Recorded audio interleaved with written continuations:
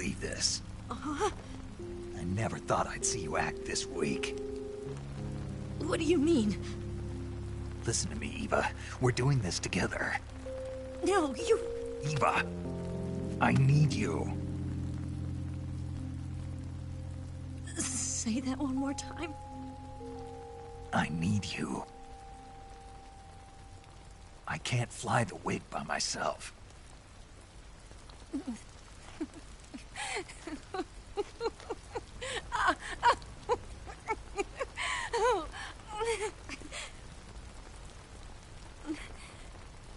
All right, then. I guess I'd better help you out.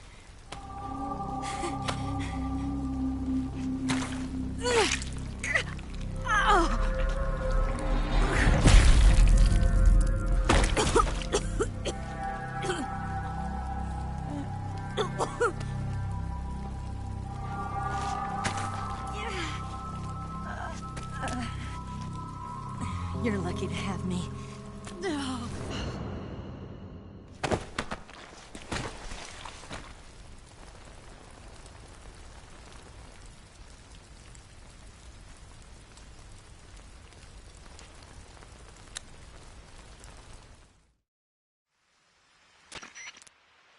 Snake, can you hear me? Paramedic, thank God. Eva's been seriously hurt. So have you. Luckily, I think her organs are all intact, but... Calm down, Snake. Calm down. You'll both be fine as long as you get the proper emergency treatment. But you're the only one who can do this. Understand? So you've got to calm down. Right. Okay. Okay. Now let's open up the survival viewer and treat the injury. Do you have supplies with you? I'm running kind of short. Then by switching the survival viewer over to Eva, you can treat her wounds too. Now get to work. Oh, and Snake, I'm pretty sure you know this already, but if you don't have enough supplies for the both of you, your wounds come first. Huh? Do you get my meaning, Snake? You've still got a mission to complete. Yeah.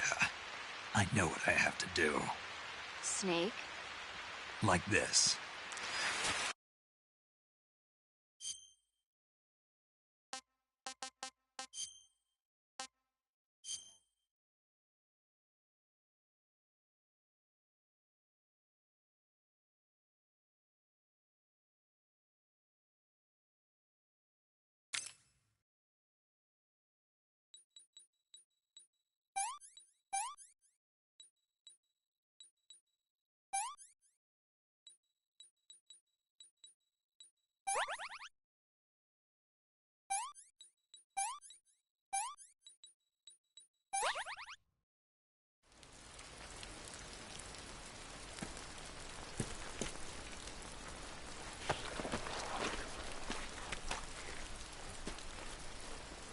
Can you walk? Yeah, I think so.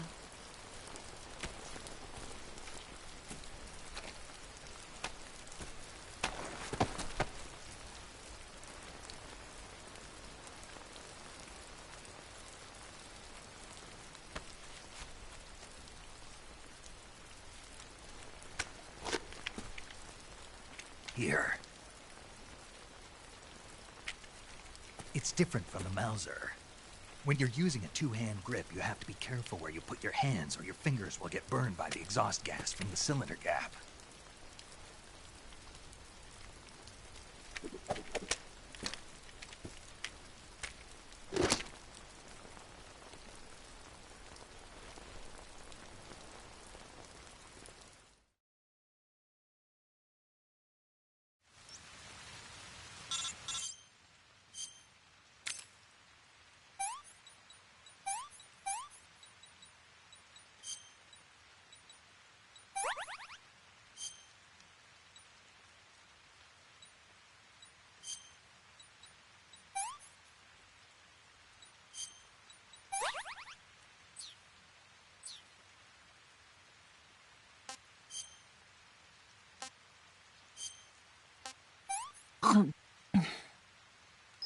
Let me have some more.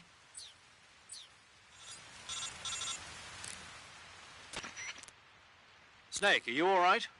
I've been better. What about Eva? I healed her up. She can manage. Good. Snake, You'll take the lead and break through the enemy's line of defense. Eva will ordinarily be following behind you. If you lie on your belly, she'll lie down as well. If you slip and fall off a cliff, she'll follow right behind. You can call out to Eva by pressing the action button. Head to the lake along with Eva.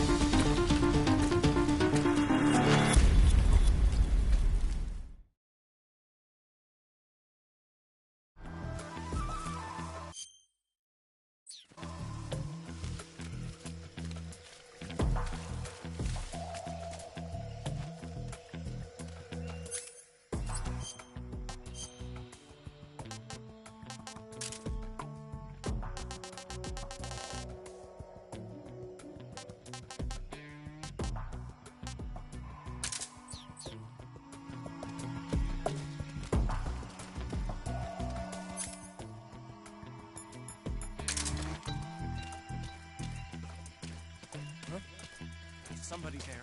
There's something out there. Get out of the way. Leave this to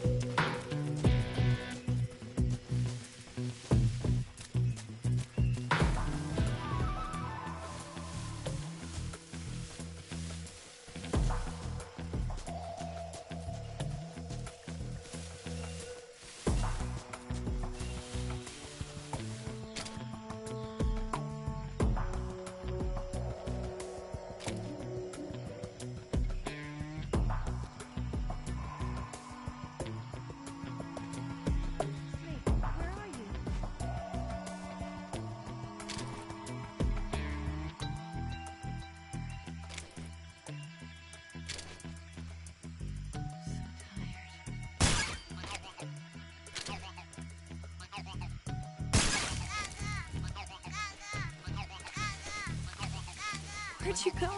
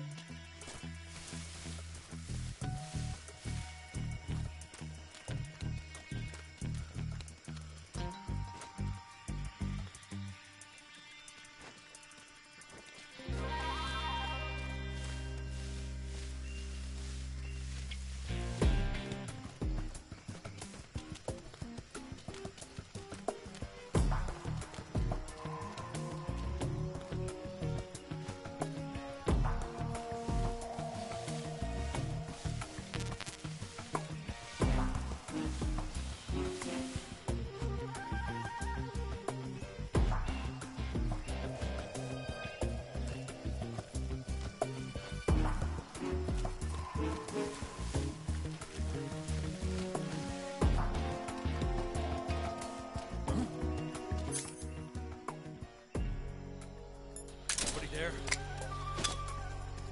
Huh? What's wrong? Huh?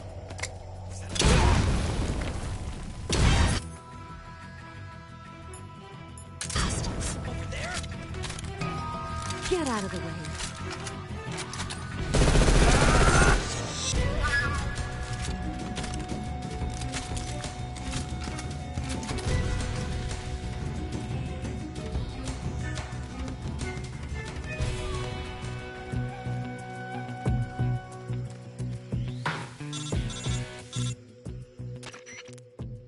Snake, the lake is just over that cliff.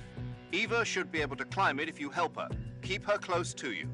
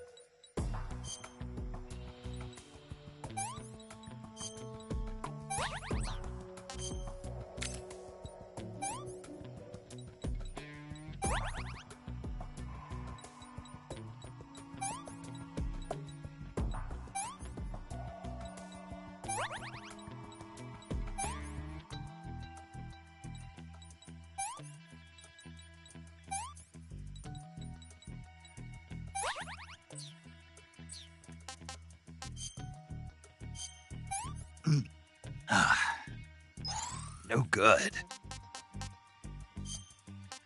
Who's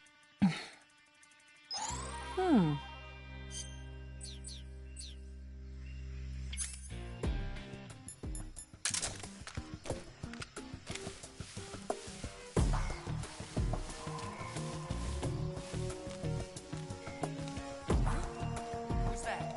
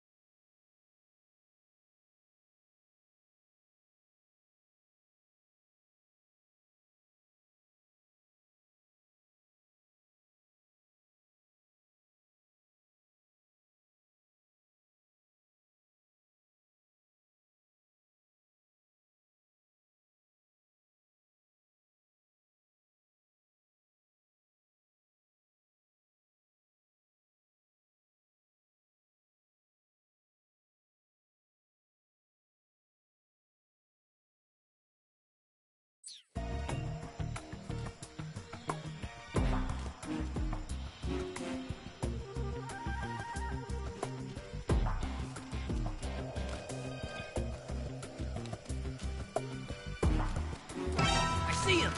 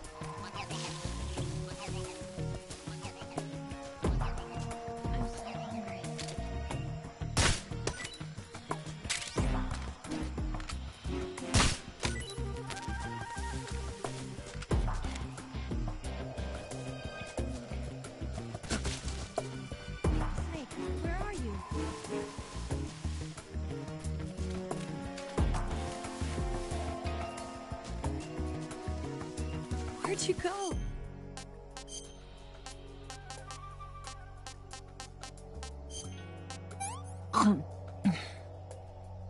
This tastes like crap.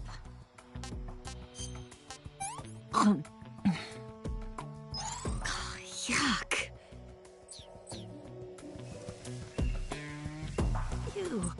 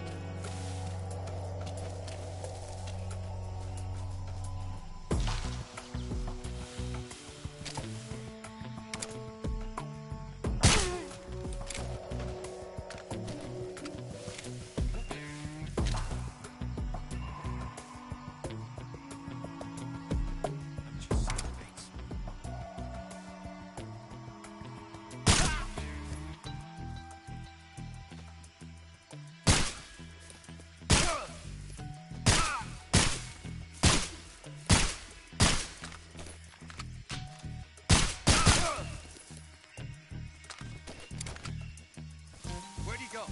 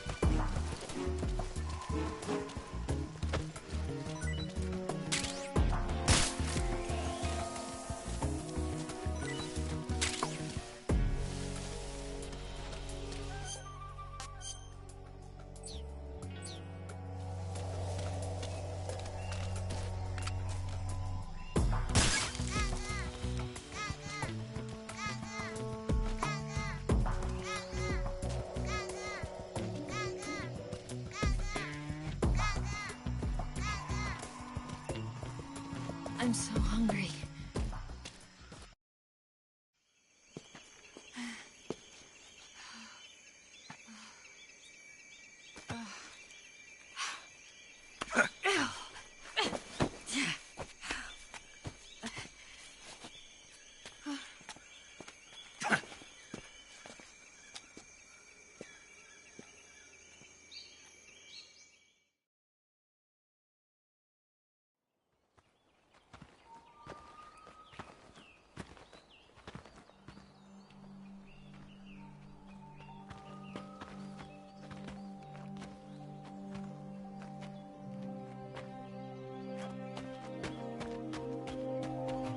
Come on, Snake.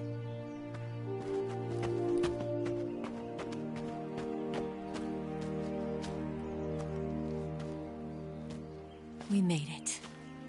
We made it. Over there.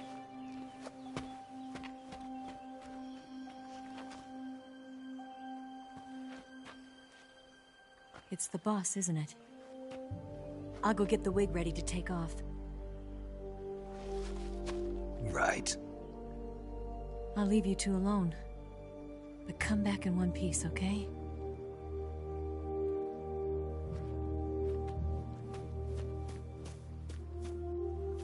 Promise me!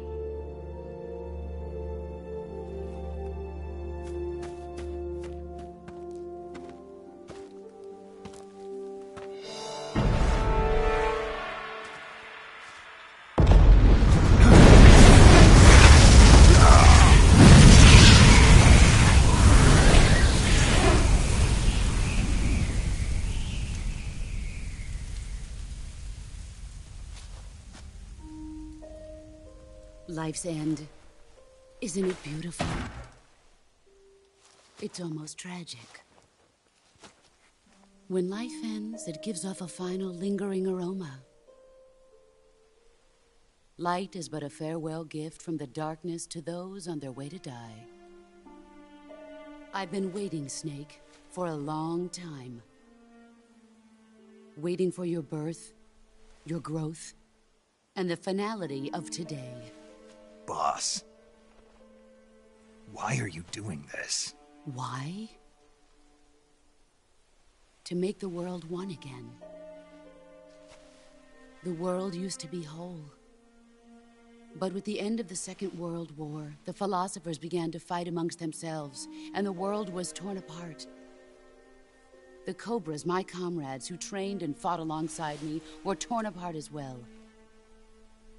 The foibles of politics and the march of time can turn friends into enemies just as easily as the wind changes.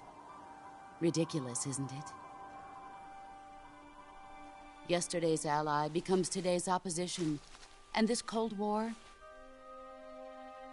Think back. When I was leading the Cobras, America and Russia were fighting together. Now, consider whether America and Russia will still be enemies in the 21st century. Somehow I doubt it. Enemies change along with the times, the flow of the ages, and we soldiers are forced to play along. I didn't raise you and shape you into the man you are today just so we could face each other in battle. A soldier's skills aren't meant to be used to hurt friends. So then what is an enemy? Is there such a thing as an absolute timeless enemy? There is no such thing, and never has been. And the reason is that our enemies are human beings like us. They can only be our enemies in relative terms. The world must be made whole again. The philosophers must be reunited. I will devote my skills to that purpose. And with the Colonel's money, I will achieve that end. Just as I once created the Cobras. They are my family. I may no longer be able to bear children, but I still have a family. It was November 1st, 1951. I was in the Nevada desert participating in atomic testing. The name Nevada is derived from Spanish, covered in snow, white as snow. And snow is exactly what I saw in that Nevada desert. It froze my blood white. Snake, you were an atomic test subject, weren't you? On Bikini Atoll. That's part of the reason I was drawn to you. You and I are alike. We're both slowly being eaten away by the karma of others. We'll never have the chance to die peacefully of old age. We have no tomorrow. But we can still have hope for the future. In 1960, I saw a vision of the ideal future from space. 3 years earlier, the Soviet Union had succeeded in launching Sputnik, the first man-made satellite in history, into orbit. This came as a huge shock to the United States. In response, America threw everything it had into its own manned spaceflight project, the Mercury program. Even as the Soviets seemed poised to send their first man into space, America was still experimenting with chimpanzees and rockets. The government wanted human data. So they secretly decided to send a human being into space. I was the one they chose. At the time, they didn't have the technology to block out cosmic rays, and whoever they sent up would inevitably be exposed to heavy radiation. That's why they chose me. After all, I'd already been irradiated once.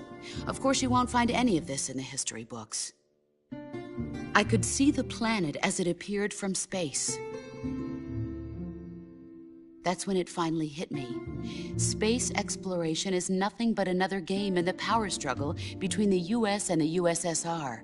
Politics, economics, the arms race, they're all just arenas for meaningless competition. I'm sure you can see that, but the Earth itself has no boundaries. No East, no West, no Cold War. And the irony of it is, the United States and the Soviet Union are spending billions on their space programs and the missile race, only to arrive at the same conclusion.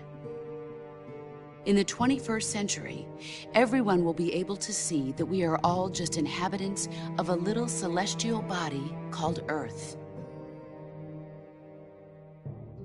A world without communism or capitalism, that is the world I wanted to see. But reality continued to betray me.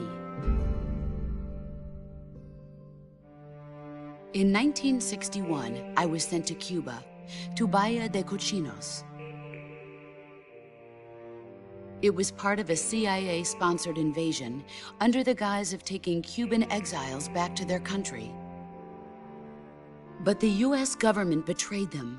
Our weak-kneed president held back their air support. Defenseless, the exiles were annihilated by the Cuban army. All I could do was watch in silence. I was set up by the very country I'd sacrificed so much for, by the very government I dedicated my life to defending. I was driven from the surface world, and I went underground. Then, 2 years ago, I faced the Sorrow, my old comrade in battle. He was my friend. But one of us had to die. I was left with no choice. The Sorrow gave his life for me. There is no enmity between us. One must live, and one must die.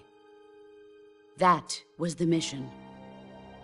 The ones who gave me that mission were the philosophers. Early in the 20th century, the true holders of power in the United States, the Republic of China, and the newly formed Soviet Union gathered together in a secret meeting that would later be known as the Wise Men's Committee. The secret pact they formed there marked the beginning of the philosophers. But the last of the original members died in the 1930s. After that, the organization began to run out of control, and the Wise Men's Committee degenerated into a mere shell of its former self. The philosophers of today have no sense of good or evil. Their influence extends to countries and organizations involved in every aspect of every war. They have become war itself. That's how they operate. The sacrifices of war cause a shift in the times. This shift leads to renewed conflict, and in turn triggers the next war. Like a nuclear chain reaction, each conflict sparks countless others, forming an endless spiral that will continue on for eternity. Do you understand what I'm saying, Snake? By consuming me and you, the philosophers intend to keep that cycle going forever. It was my father who explained all of this to me. He was one of them. You see, I am the last remaining child of the philosophers. But after he revealed the truth, my father was killed by that same shapeless, formless organization. And my father isn't the only thing the philosophers have taken from me. In June of 1944, the Cobras and I took part in the landing at Normandy. We'd been given a top-secret mission to locate and destroy enemy V-2 rocket installations. I was pregnant at the time. The sorrow was the father. I gave birth on the field of battle. A beautiful baby boy. But my child was snatched away from me by the philosophers.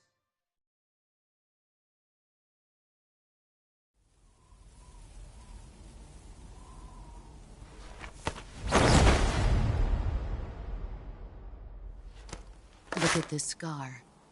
This is proof that I was once a mother. I gave up my body and my child for my country.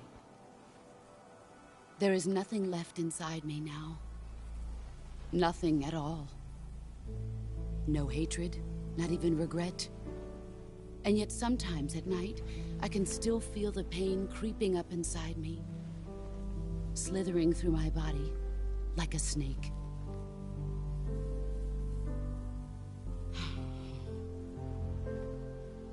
I've never talked this much about myself before.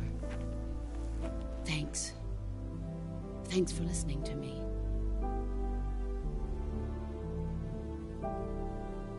I feel content. Snake? Commence the operation. I raised you. I loved you.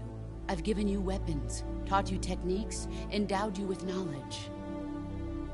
There is nothing more for me to give you.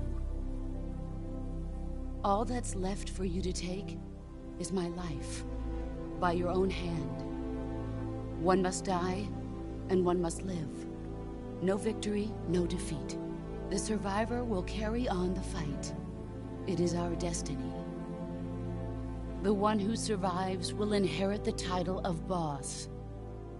And the one who inherits the title of boss will face an existence of endless battle. I'll give you 10 minutes. In 10 minutes, MiGs will come and bomb the hell out of this place. If you can beat me in less than 10 minutes, you'll be able to escape in time. Let's make this the greatest 10 minutes of our lives, Jack. Boss. You're a soldier. Finish your mission. Prove your loyalty. Face me. I come.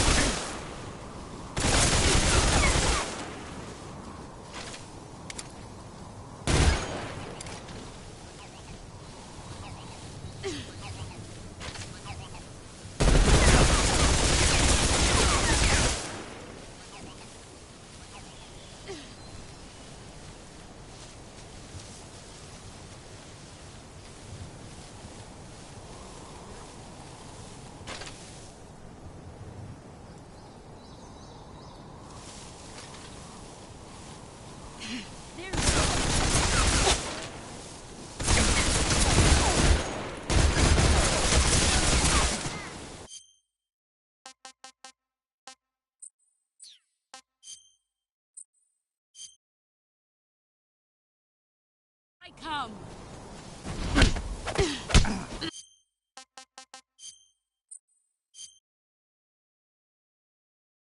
I come.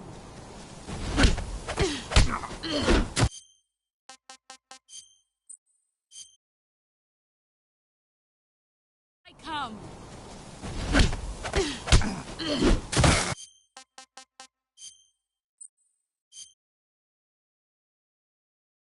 I I come.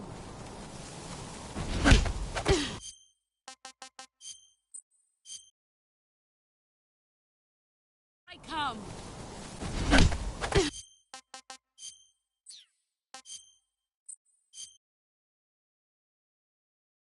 I come.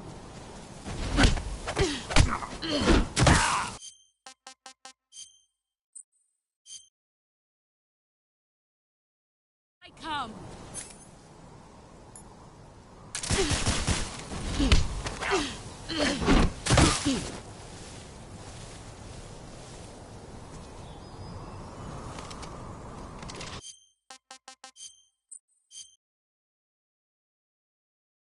I come.